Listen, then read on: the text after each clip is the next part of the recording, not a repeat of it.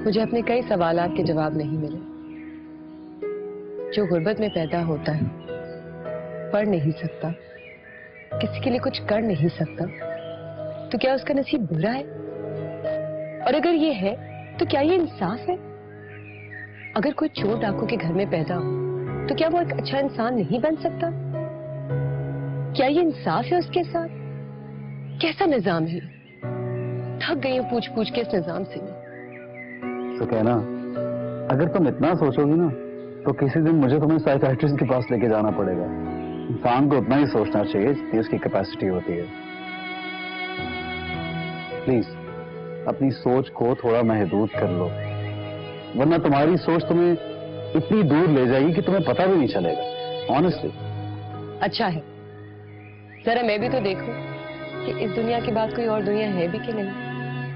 और अगर मैं पागल हो गई तो तुम हो ना मुझे संभालने के।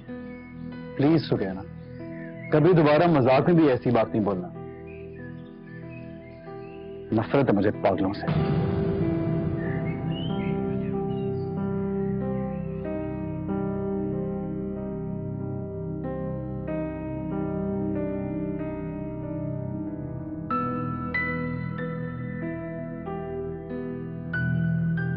अब्बा, अब कैसी तबीयत है आपकी? तुम रात भर सोई नहीं। ये मुस्तफा और जुबैदा कहाँ हैं? रात देर तक यहीं पे थे। वैसे भी उन्होंने यहाँ कहाँ रुकना था। बेटा मेरी बात गौर से सुनो। डॉक्टर कुछ कहे या ना कहे, मैं जानता हूं कि मेरी जिंदगी अब ज्यादा नहीं है। अब आपको कुछ नहीं होगा। डॉक्टर ने कहा आप जल्दी ठीक हो जाएंगे। तुम मेरी बात गौर से सुन, जो मैं कह रहा हूं। क्या बात है अब्बा? आपको कुछ नहीं होगा। बेटा मुझे नहीं मालूम कि मैं कितनी घड़ियों का मोहताज हूं। अगर मुझे कुछ हो जाए ना तो तुम्हें हिम्मत पकड़नी है, वरना ये दोनों माँ बेटा मिलकर तुम्हें मार डालेंगे। आप ऐसी बातें ना करें। मेरी कोई भी दुआ कबूल हो ना हो, लेकिन खुदा को मेरी ये दुआ जरूर कबूल करनी है। जानती हूँ आपके सिवा कोई नहीं है मेरा। ऐसी बात नहीं कहती। जिनका कोई नहीं होता उनका खुदा होता है। वो अपने अच्छे और नेक बंदों के लिए मदद भेजता है किसी न किसी रूप में।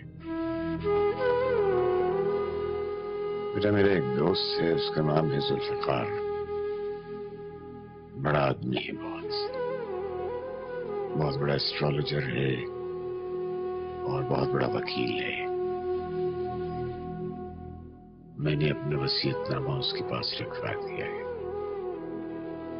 अगर मुझे कुछ हो जाए तो उससे जाकर मिलना, वो तुम्हारी मदद करेगा।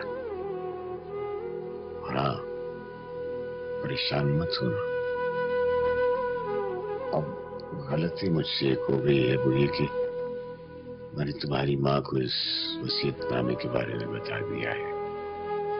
लेकिन खैर फिर भी उस वसीयतनामे में तुम्हारे लिए बहुत कुछ है। बस तुम नया घर खरीद लेना, आराम से शादी कर लेना और खुश रहना। और वो जो पुराना घर है ना, वो तेरे नाम है।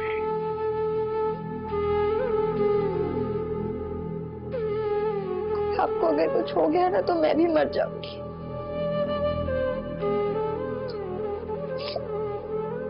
मेरी शादी नहीं हो सकती। मैं तो मनहूस हूं। तेरी शादी जरूर होगी अगर तू उस बद्दुआ से छूट जाए जो मुझे दी गई है। बेटा तू मनहूस नहीं है, तू मेरे गुनाहों की सजा भुगत रही है। हो सके तो अपने गुनहगार बाप को माफ कर देना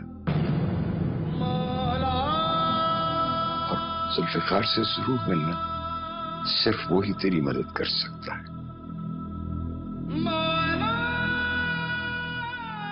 डॉक्टर साहब, अब बिल्कुल ठीक है, आप घर जा सकते हैं। दवाइयां वक्त पे खाइएगा और कोई टेंशन नहीं लीजिएगा। क्यों जा रही है? मुझे और अब्बा को बात करने का मौका देकर एहसान करिए मुझ पर। भाई मैं तो चुप कर। अब्बा देखो, आज ये हालत हो गई है तुम्हारी, बहुत तकलीफ हो रही है मुझे। अगर तुमने भी गलती से कभी ना कभी किसी को तकलीफ दी होगी ना, तभी तो इस हाल में बैठे हो।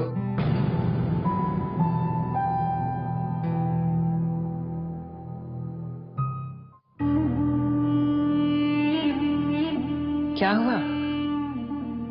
इतने घबराए हुए क्यों लग रहे हैं? कुछ अजीब सा महसूस कर रहा हूं मैं।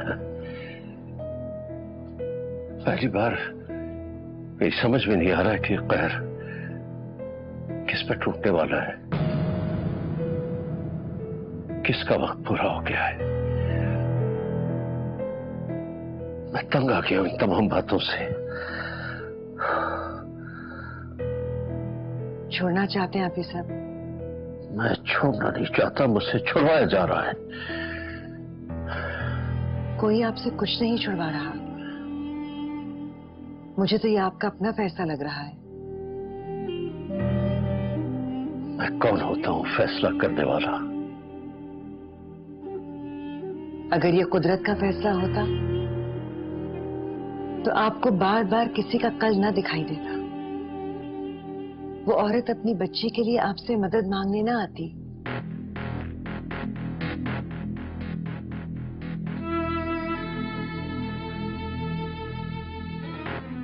अच्छा याद दिलाया तुमने। शायद उसी पर ये बुरी घड़ी आने वाली है। मुझे कुछ करना पड़ेगा फौरन।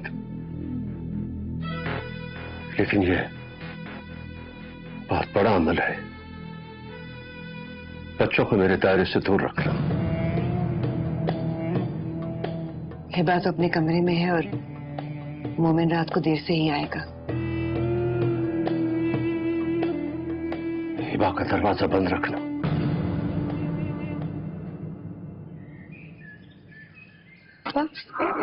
दवाई खा लें।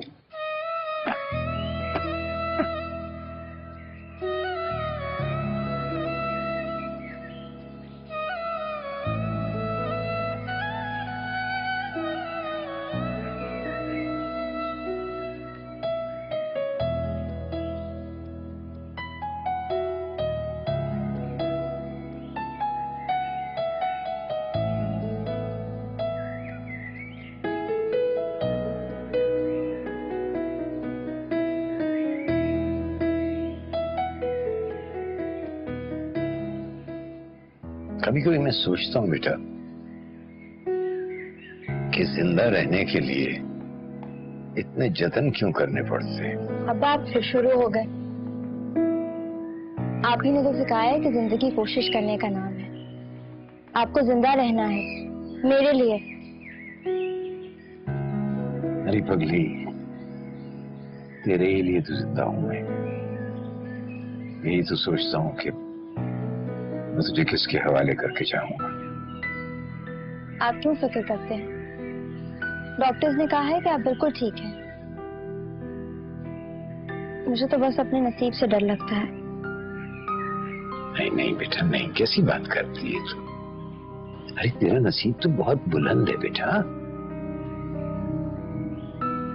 तू नहीं समझेगी। अरे देख पगली, कभी कभी किसी मासूम को किसी गुनाहगार की वजह से सजा भुगतनी पड़ती है। तेरे साथ भी शायद। खैर, लेकिन मैंने ये फैसला कर लिया है कि मैं अपने जीते जी तुझे अपने साथ लेकर जुल्फिकार के घर जाऊंगा।